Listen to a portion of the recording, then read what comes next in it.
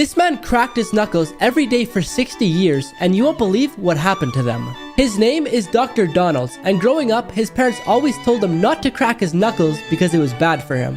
But since it was so long ago, there's barely any info out there whether it was actually bad for you or not, so he decided to do an experiment. For the next 60 years, he cracked the knuckles on his left hand, but not on his right hand. Then after cracking them every single day for 60 years, he went and got an x-ray to see if there's any difference from his left hand to his right. After looking at the x-rays, the doctors came to the conclusion that there's no differences whatsoever.